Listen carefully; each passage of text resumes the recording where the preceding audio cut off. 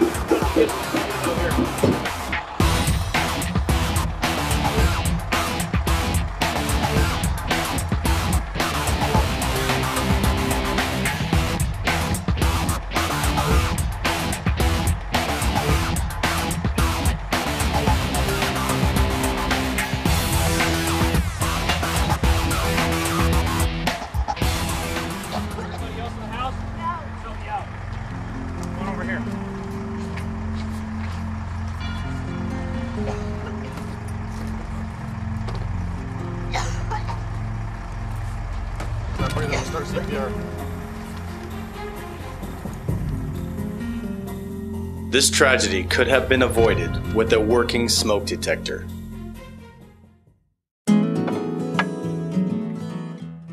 Hi, I'm Engineer Arnie Clement with the Chino Valley Fire District, and I'm here to talk to you today about life-saving tools. As firefighters, we work with life-saving tools every day. At home, one of the most important life-saving tools you have is a working smoke detector. This tool may someday save your life.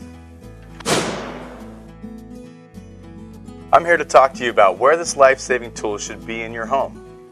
A working smoke detector should be properly installed on every level of your home, outside sleeping areas, and in hallways. Once you've installed those smoke detectors, be sure to check the batteries once a month.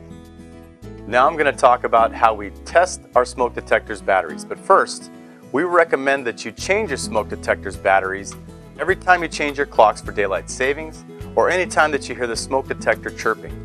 And we recommend that you never use your smoke detector's batteries for anything else. Also, replace the smoke detector according to the manufacturer's guidelines. I'm going to use this broom handle to test the smoke detector's batteries.